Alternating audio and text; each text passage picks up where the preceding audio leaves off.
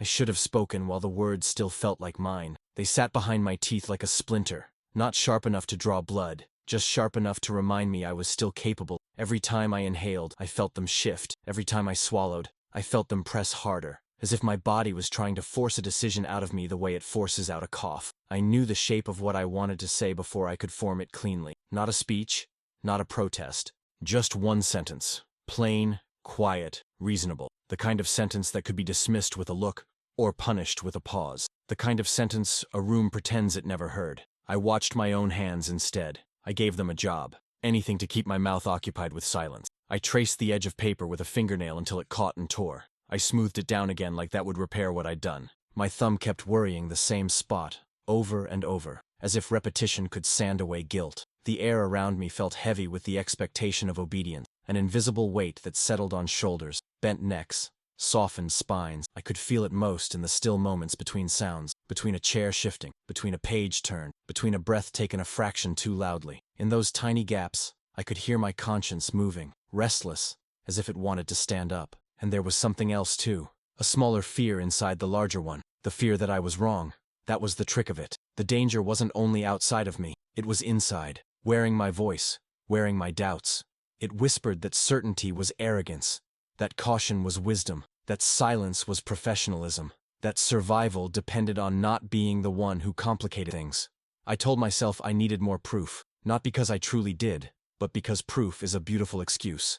Proof turns fear into prudence. Proof lets you stay seated while pretending you're waiting for the right moment. Proof gives you something to point to later, when you want to explain why you didn't act sooner, why you waited until the room was already moving without you. But the moment wasn't waiting. It moved like a slow tide. Nothing dramatic. Nothing that would make a person suddenly stand up and shout. It was worse than that. Normal. Routine. The kind of normal that makes you feel childish for having alarm in your... The kind of normal that convinces you the world is stable right up until it isn't. I tried to rehearse it in one sentence. Measured. Respectful. Not accusing anyone of anything. Just an observation. Just a concern. Just an angle someone hadn't considered. But every version sounded wrong the instant I imagined it leaving my... Too blunt, and I pictured faces tightening, eyes narrowing, the room cooling by degrees.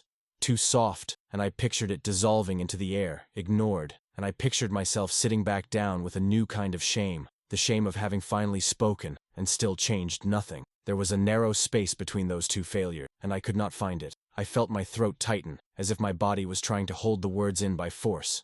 The muscles under my jaw ached, my tongue pressed against my teeth, trapped behind them like an animal behind a gate. I could taste something metallic, or maybe that was just my imagination trying to give fear a flavor. I kept telling myself, wait for the right opening. But the right opening never arrives. It is something you carve out of the moment, and carving means cutting. Cutting means bleeding. Bleeding means everyone sees you, and I didn't want to be seen. Not because I wanted to be invisible exactly, because I wanted to remain unmarked. I wanted to leave this room the way I entered it, without a label attached to my name in someone else's mind. I wanted to be dependable, predictable, easy to place.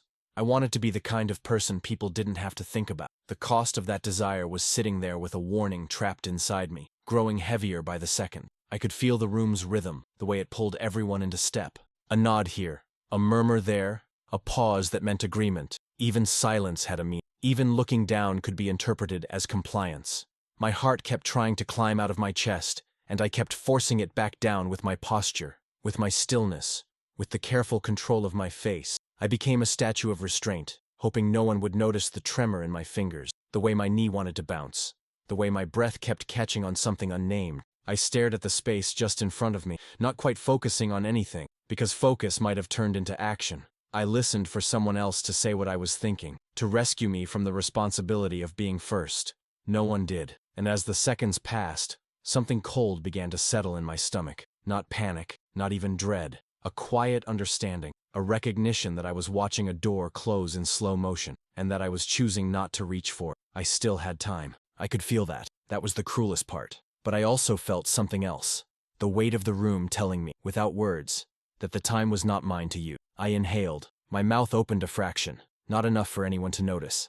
Then I closed it again. And in that small movement, so ordinary it could have been nothing, I understood that silence wasn't something that happened to me. It was something I had already chosen. The first time I understood how easy it was to disappear inside obedience, I didn't think of it as cowardice. It was presented as discipline, as order, as a kind of cleanliness. You did what you were told, You did it well. You did it without leaving fingerprints on the decision itself. If something went wrong, the mistake would belong to the plan, not to the hands that carried it. I was not important enough to be asked what I thought. That was the comfort of my position, and also the trap.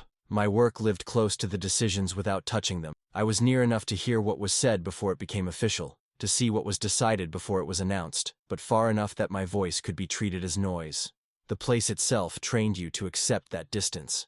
Everything had its proper channel. Everything had a sequence. A message came down. It passed through hands. It became an instruction. It became a habit.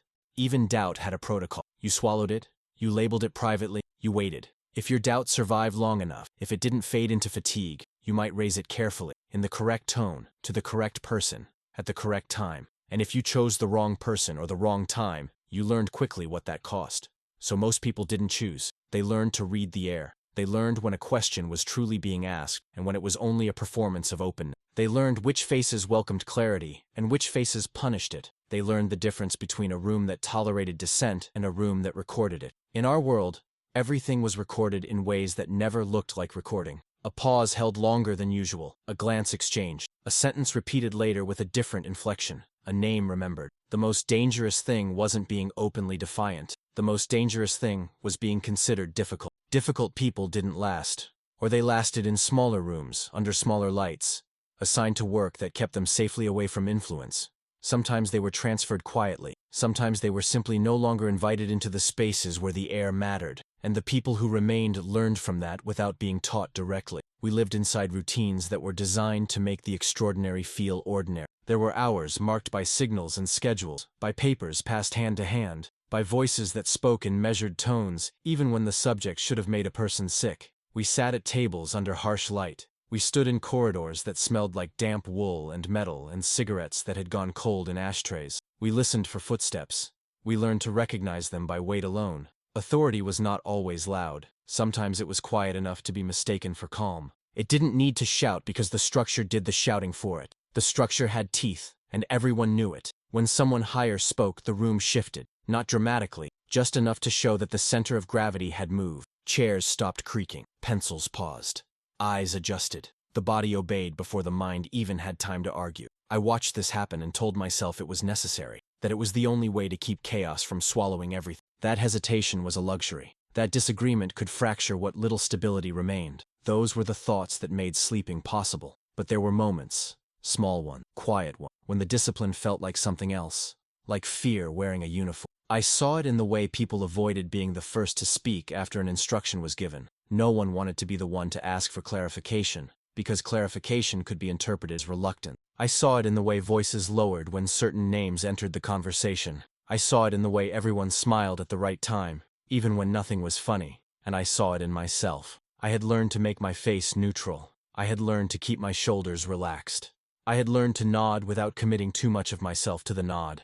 I had learned to answer questions with just enough detail to be useful, and never enough to sound as if I had an opinion. An opinion was a kind of claim, and claims could be challenged. I wasn't there because anyone valued my conscience. I was there because I had a function, and my function depended on being trusted in a narrow way, trusted to handle what I was given, not to reshape it. So when I began to notice the flaw, when the risk started to press against my thoughts like a bruise, I tried to treat it as a private discomfort, a minor thing, a question that would be resolved by someone above me, someone with the full picture, someone with the authority to decide what mattered. That was another trick you learned in those places.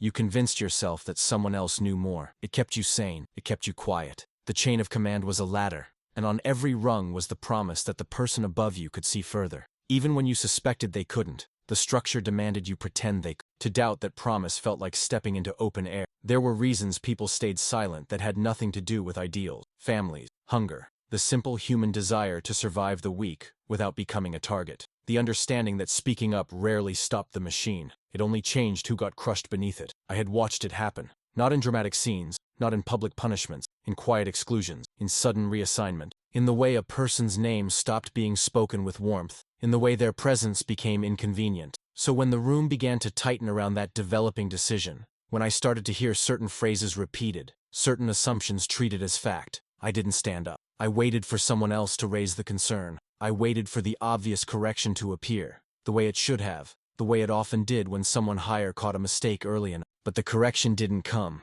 Instead, Everything moved forward with a smoothness that frightened. Papers aligned, voices agreed, timetables formed. Confidence hardened into something that looked like certainty, and the more certain everyone sounded, the more dangerous it became to be the single uncertain voice. Because uncertainty in that world was contagious. Leaders feared it, not always consciously, but instinctively. It threatened the illusion that the plan was solid, that control still existed. And if you were the one who introduced that uncertainty, you didn't just risk being ignored, you risked being remembered. So I began to manage my own fear like a man managing a leak, patching it with routine, pretending it wasn't spreading, telling myself it would hold. I listened more carefully. I spoke less. I checked and rechecked small details, hoping that if I could correct something minor, I could quiet the larger warning in my mind. I told myself I was being responsible by staying in my lane, but the warning did not belong to my lane or anyone else's. It was bigger than any single role, and I could feel it, like pressure changing before a storm. There were moments when I almost stepped out of myself, a pause in a conversation long enough that a person could have inserted a sentence, a brief silence after someone made a confident statement that rested on an assumption I knew was fragile, a glance in my direction, maybe accidental, maybe not, that felt like an opening. Each time, my body reacted before my courage did. My throat tightened, my breath shortened, my hands went still. I became careful, and I told myself the same thing in different forms. Not now, not like this, not in front of them. In a hierarchy like ours, words didn't just carry meaning, they carried weight. And I didn't have enough weight to safely drop what I was carrying, so I kept it in my chest. I carried it from room to room, from day to day, letting it grow heavier as it remained unspoken. I watched the structure do what it did best, make the next step feel inevitable. And somewhere in the middle of all that inevitability, my silence stopped feeling temporary. It began to feel like my role. I was the one who knew and didn't say. And the longer I lived inside that, the more natural it felt to keep living inside it. Until, without anyone forcing me, without anyone even looking at me, I understood something simple and sickening. The environment didn't need to silence me any. I was doing it for them. Once the thought had settled into me, it did not stay still. It moved. It circled. It returned at inconvenient moments, slipping past the routines I used to contain it. I would be listening to someone speak, nodding at the appropriate interval, and suddenly the warning would surface again, uninvited, reshaping their words into something fragile. I would hear what was being said, and underneath it, I would hear what was being assumed. The distance between the two began to feel dangerous. I told myself that this was how anxiety worked, that proximity to responsibility distorted perception, that if I were truly seeing something real, something undeniable, it would announce itself more clearly. It would not arrive as a feeling, it would arrive as fact. But facts, I learned, were rarely loud. They hid inside patterns, inside repetitions, inside the things no one bothered to question anymore because they had worked before. The plan rested on habits, on expectations built from earlier successes that had hardened into confidence. And confidence has a way of turning possibility into certainty without ever admitting the transformation. I replayed conversations in my head long after they ended. I tested different versions of myself inside those memories. In one, I interrupted. In another, I waited for a pause and spoke calmly. In another, I framed it as a question, something harmless, something that could be dismissed without consequence. I imagined the faces turning toward me, imagined the shift in the room, imagined the moment where everything slowed just enough for my words to land. And then I imagined what followed, the raised eyebrow that meant skepticism, not curiosity, the slight smile that meant indulgence, not agreement, the phrase delivered evenly, "We've considered that," which ended discussion without engaging it, or worse, the silence after I spoke, the kind of silence that tells you your words have been catalogued, not accepted. I imagined being asked to justify myself, to explain how I had come to my conclusion, to defend a concern that was not fully formed, that relied on intuition sharpened by experience but unsupported by neat documentation. I imagined standing there, feeling my voice thin as I tried to make uncertainty sound real, and I imagined what that would do to the way I was seen afterward. The internal argument never resolved itself. It only shifted emphasis. Some days, the warning felt undeniable. It pressed against my thoughts with such insistence that I wondered how anyone else could miss it. On those days, my silence felt like complicity. I would catch my reflection in a window or a darkened surface and feel as though I were looking at someone smaller than I remembered. Other days, doubt won. On those days, the warning softened. It seemed less urgent, less precise. I could convince myself that what I felt was not foresight but imagination, that fear was coloring neutral information, that I was projecting my own limitations onto a plan designed by people who understood things I did not. Those were easier days. They allowed me to function. They allowed me to eat without tasting guilt, to sleep without replaying every word I had swallowed. On those days, I told myself that restraint was a virtue, that patience was wisdom, that not everyone who hesitates is right. I clung to that thought when the internal pressure became too uncomfortable. But there were moments when the environment itself seemed to echo my concern, as if the world were trying to push me towards speech. A misalignment in timing that no one addressed. A logistical detail brushed aside because it complicated the schedule. A confident statement built on an assumption that I knew could fail under pressure. Each time, my body reacted before my thoughts did. My shoulders tensed, my breath caught, my attention sharpened painfully. It was as if some deeper part of me recognized danger, even when my conscious mind tried to dismiss it. I would feel the urge rise, physical, almost involuntary, to lean forward, to open my mouth, to interrupt the smooth progression of agreement, and then the counterweight would drop. Images of consequence followed immediately, uninvited but vivid. Not punishment exactly, not shouting or threats. Something quieter and more effective, being corrected publicly, being thanked and then ignored, being labeled as cautious in a tone that meant obstructive, being excluded from future conversations under the guise of efficiency. I had seen all of these happen to others, not enough to create outrage, just enough to create fear. The system didn't need to crush dissent, it only needed to make it unrewarding. I told myself that if the concern was truly serious, someone else would raise it, someone with more authority, someone with the ability to protect themselves from the fallout. That belief became a refuge. It allowed me to remain silent while pretending I was being reasonable. But as time passed, the absence of that other voice began to feel less like reassurance and more like confirmation of my isolation. What if no one else saw it? What if they saw it and made the same calculation I did? The thought unsettled me because it stripped away my last defense. If everyone was waiting for someone else to speak, then silence was not neutral. It was cumulative. I began to notice how often I adjusted my own language internally, how I softened my thoughts before they ever reached my mouth, how I reframed the warning into something abstract, something academic, something that didn't demand action. It was easier to think about it like a theoretical flaw rather than an imminent risk. But the theoretical became harder to maintain as the decision moved closer to reality. Timelines were confirmed, preparations continued, the plan gained momentum, and with momentum came a kind of inevitability that discouraged interruption. The closer it came to execution, the more disruptive any warning would seem, the more irresponsible it appeared to question something so far along. I recognized the trap even as I stepped deeper into it. If I spoke early, I risked being dismissed as alarmist. If I spoke late, I risked being blamed for not speaking sooner. And if I did not speak at all, I could tell myself, at least for a while, that the responsibility was shared, diluted among everyone who had remained silent. That thought both comforted and horrified me. There were nights when I lay awake, replaying a single imagined sentence over and over, trying to refine it into something unassailable, something that could not be brushed aside, something that would force reconsideration without accusing anyone of error. But the more I refined it, the more I understood that the problem was not phrasing, the problem was permission. I did not have it, not formally, not informally, not in the way that mattered. And without permission, speech became an act of defiance, no matter how carefully it was wrapped. I felt torn between two fears that did not acknowledge each other, the fear of being wrong and the fear of being right. Being wrong would mean embarrassment, diminished trust, a narrowing of my future. It would mean carrying the quiet knowledge that I had disrupted the order for nothing. Being right would mean something far worse. It would mean that my silence, every moment of hesitation, every swallowed word, had contributed to something that could not be undone. I told myself that the second fear was hypothetical, that it belonged to a future that might never arrive, that it was unreasonable to sacrifice certainty in the present for a possibility in the distance. But deep down, I knew that this was how disasters remained invisible until the moment they became unavoidable. They were made of reasonable silences. As the hours passed, the weight inside me did not lessen. It grew denser, more compact, as if it were condensing under its own gravity. I carried it with me everywhere, careful not to let it show in my posture, in my voice, in my face.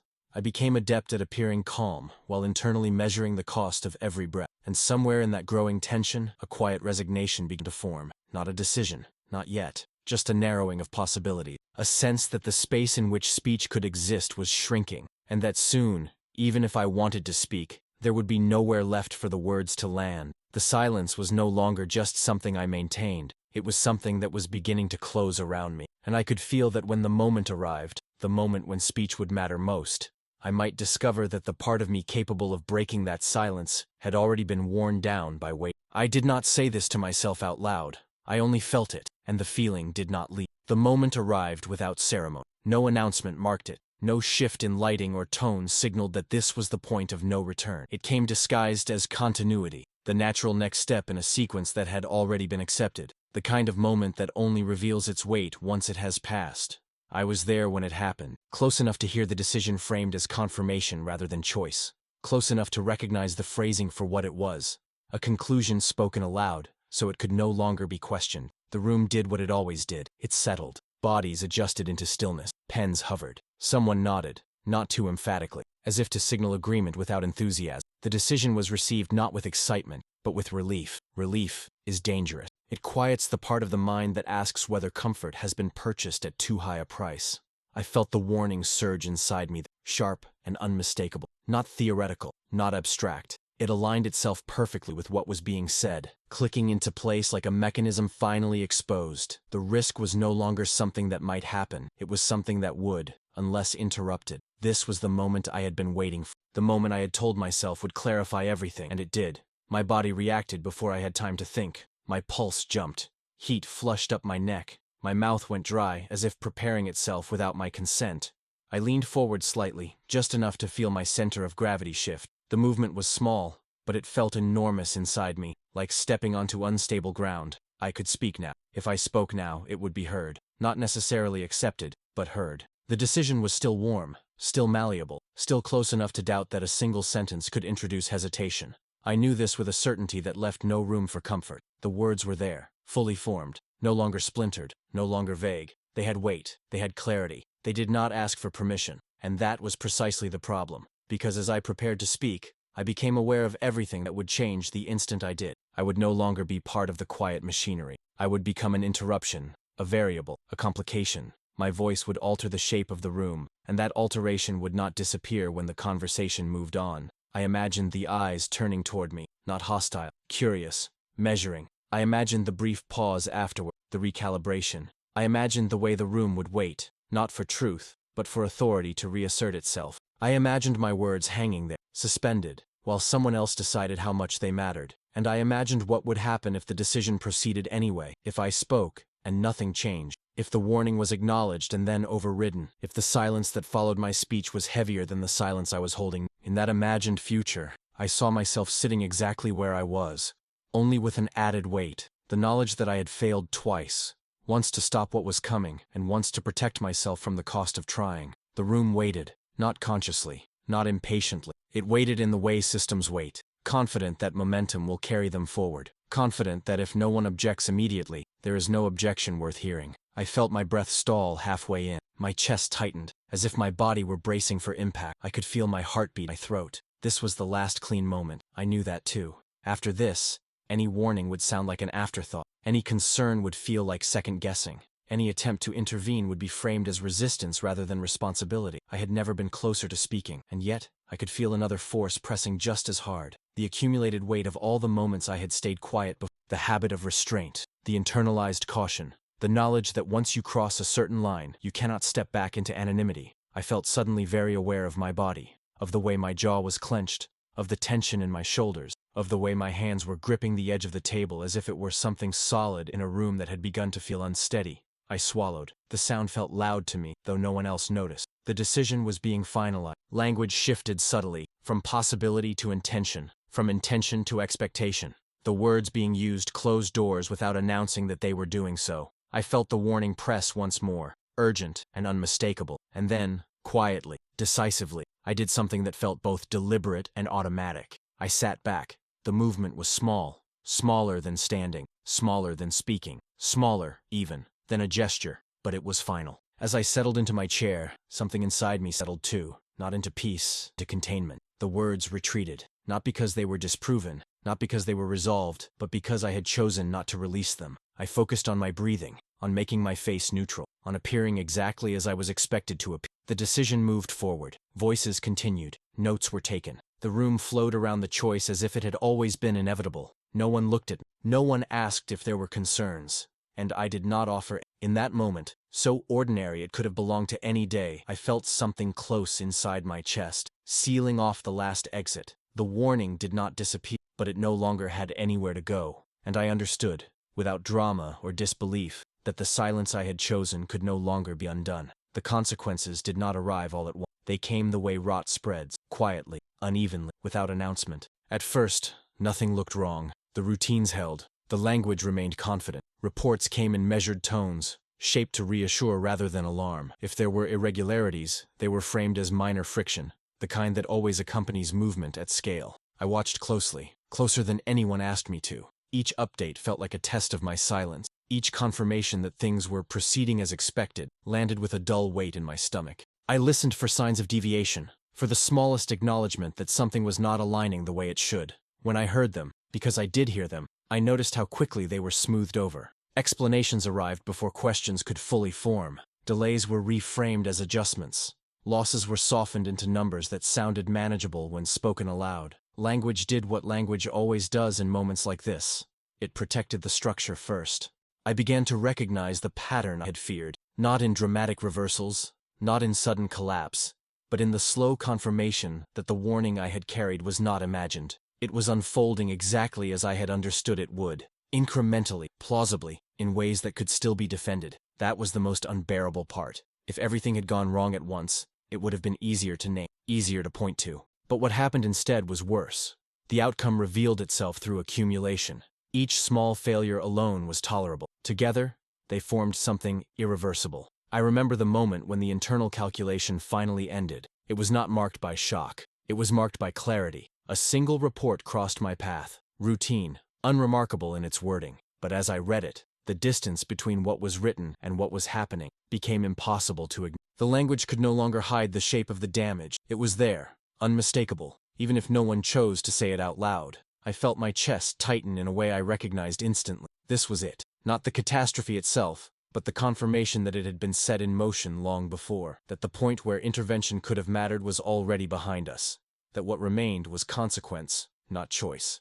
Around me, people adapted quickly. They always did. The structure adjusted. Responsibilities shifted. New explanations were drafted. Attention turned toward containment rather than prevention. The focus was no longer on what should have been questioned, but on how to manage what could no longer be stopped. I watched this happen with a strange detachment, as if part of me had stepped outside my own body. This was the future I had imagined, not in detail but in essence, and the realization settled over me with a quiet finality. Nothing about this surprised me. That knowledge was unbearable, because it meant that every moment of surprise expressed by others, every shaken head, every hushed conversation, every expression of disbelief, rang hollow to me. I could not share in it honestly. I had already lived with this outcome in my mind. I had carried it, unnamed, while pretending it did not exist, and now it was real. The guilt did not announce itself as guilt. It arrived as a constant pressure behind my eyes, as a heaviness in my limb, as a fatigue that sleep did not touch.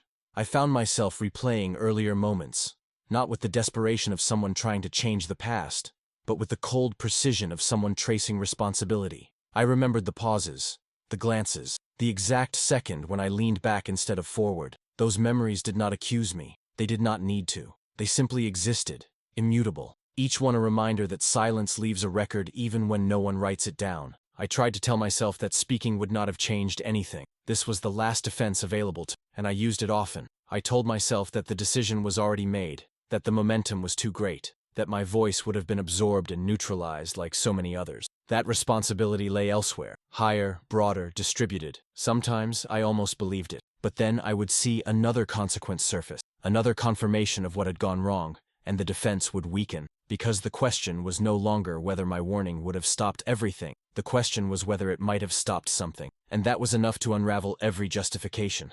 I noticed how carefully people avoided speaking about the early stages now, how the narrative began later, after the key decisions were already beyond reach, how memory was edited in real time, reshaped to protect those who remained. I did not correct anyone. I did not need to. My silence was already complete. The cost of that silence revealed itself not in punishment, not in exposure, but in isolation. I carried a knowledge that could not be shared without implicating myself. I listened to others speculate, analyze, assign blame, and I remained still, knowing exactly where the story bent away from the truth. The machine moved on. It always does. But I did not. Something in me remained fixed at the moment before everything tipped, at the second when words were still possible. And as the consequences continued to unfold, steadily, predictably, I understood something with a clarity that didn't. The damage was not only what had happened, the damage was that I had understood it was coming. and I had stayed silent. Years passed before the silence changed its shape. It did not grow lighter with time, as I once assumed it might.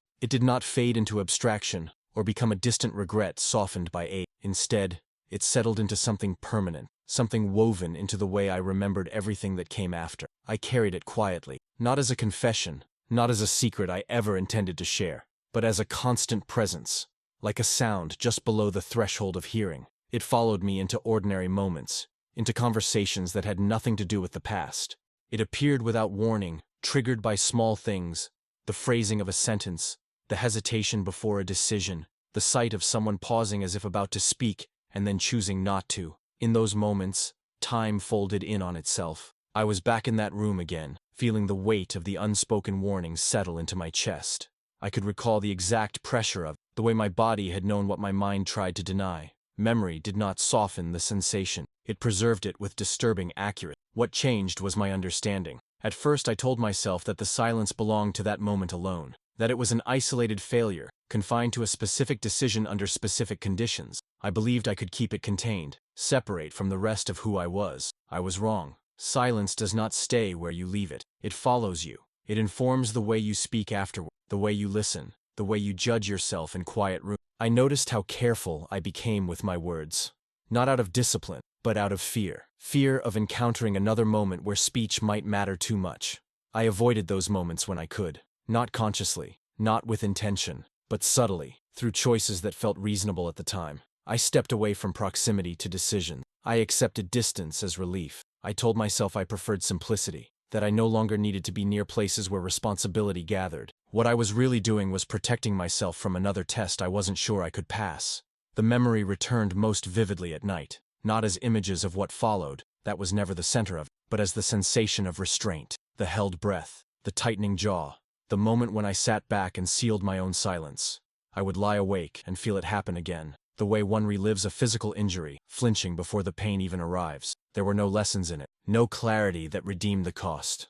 Only the knowledge that the choice I made had shaped the rest of my life more quietly and more completely than any action ever had. I came to understand something I had not understood then. Speaking is not only about changing outcome. Sometimes it is about refusing to be shaped by what you fear. Sometimes it is about preserving the part of yourself that recognizes danger and still chooses to be seen. I did not preserve that part. I let it erode through caution, through rationalization, through the steady practice of staying silent when silence was rewarded. By the time I noticed the erosion, it was already advanced. The voice inside me still existed, but it no longer trusted that it would be answered. That loss was harder to name than guilt. Guilt implies an audience, even if only an imagined one. What I carried felt lonelier than that. It was the knowledge that I had become someone who understood too late. Not because the signs were unclear, but because I chose not to act when clarity arrived. I never spoke about it afterward. Not because I was ordered not to. Not because anyone threatened, but because silence, once chosen, has a way of teaching you how to live inside it. It becomes familiar, predictable, safe, and that is its final cruelty. Because long after the consequences have faded from public memory, long after responsibility has been reassigned and names have been forgotten, the silence remains intact, unchallenged, uncorrected, and permanent. It does not accuse me. It does not forgive me. It simply stays, a quiet reminder that there was a moment when words still belonged to me.